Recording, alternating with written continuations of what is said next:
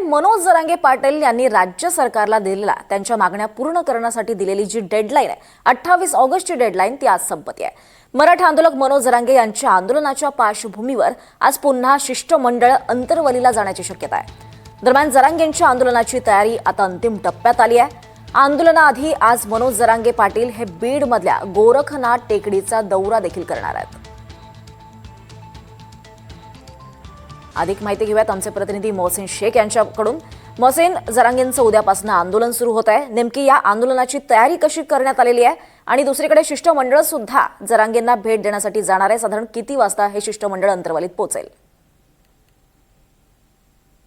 दीपाली, आज ह्या सगळ्या आंदोलनाचा शेवटचा म्हणजे जो अल्टिमेटम दिलाय त्याचा शेवटचा दिवस आहे। 29 तारखेपासून आपण आंदोलन करणार असल्याचं मनोज जरांगे यांनी म्हटलंय। कालपासूनच अंतरवालीमध्ये सगळी तयारी सुरू झाली आहे। जिथे मनोज जरांगे आंदोलन करतात त्या ठिकाणी आणखी जो आधीचा मंडप होता तो वाढवून आणखी मोठा मंडप टाकण्यात आलेला आहे। कालपासून त्या ठिकाणी स्वच्छता केली जाते, ज्या फरशा वगैरे आहेत त्या धुवून घेण्यात आलेल्या आहे आणि मोठी गर्दी यावेळेस होऊ शकते अशी अपेक्षा मनोज जरांगे यांना आहे। कारण यापूर्वी त्या ताकदीने मराठवाडा फक्त या आंदोलनात उतरायचा, आता पश्चिम महाराष्ट्रामध्ये गेल्या महिन्यात मनोज जरांगे यांनी जे दौरा केला त्याला भरभरून प्रतिसाद मिळाला होता, मोठ्या प्रमाणात गर्दी झाली होती आणि तीच गर्दी या आंदोलनात देखील वाढू शकते असा अंदाज मनोज जरांगे यांना आहे आणि त्यामुळे सरकारला त्यांनी अल्टिमेटम दिला होता तो आज संपतोय। काल विखे पाटलांनी संभाजीनगरला येऊन विभागीय आयुक्तांसह मराठवाड्यातील सगळ्या जिल्हाधिकाऱ्यांची बैठक घेतली। यावेळी काय परिस्थिती आहे, कुणबी प्रमाणपत्र किती रखडले आहे या सगळ्या गोष्टींची माहिती घेतलेली आहे। 0.3 एवढंच फक्त प्रकरण रद्द झाली असा दावा देखील त्यांनी केलेला आहे। त्यामुळे मनोज जरांगे यांची देखील समजूत काढण्याचा प्रयत्न सरकारकडून केला जातो। यापूर्वी एक शिष्टमंडळ गेलं होतं, आज हे शिष्टमंडळ दुपार जर आलंच तर दुपार नंतर येऊ शकतं, कारण मनोज जरांगे आज बीडच्या दौऱ्यावर आहे आणि ते बीडच्या दौऱ्यावरून आल्यानंतरच शिष्टमंडळ त्यांच्या भेटीसाठी जाऊ शकतं। म्हणजे माहिती मिळते त्यानुसार आज शिष्टमंडळ येण्याची शक्यता खूप कमी आहे।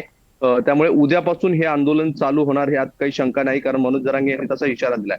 आता आंदोलन आंतरवालीत होणार की मुंबईत या दोन गोष्टी आहे, तर यासाठी ए आणि बी प्लॅन असा मनोज जरांगे यांनी तयार केल्याची माहिती मिळते आहे। 28 म्हणजे 28ला अल्टिमेटम द्यायचा, 29 पासून आंतरवालीत आंदोलन सुरू करायचं। जर पुढच्या 2 दिवसात सरकारकडून सकारात्मक प्रतिसाद मिळाला तर ठीक, अन्यथा थेट मुंबईला निघण्याचा निर्णय मनोज जरांगे घेऊ शकतात। त्याची तयारी देखील त्यांनी तशी केलेली आहे आणि जे आंदोलनात सहभागी येणार आहे त्यांना देखील सांगण्यात आलेलं आहे की तुम्ही येताना मुंबईला जाण्याच्या तयारीनेच या।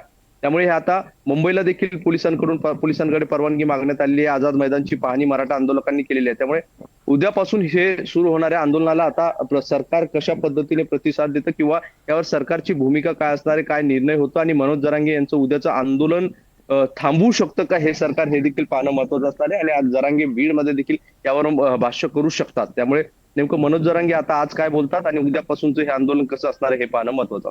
निश्चितच मोहसिन, या सगळ्या घडामोडींवर आपलं लक्ष असेल। अपडेट्स घेत राहू। तुर्तास धन्यवाद। सविस्तर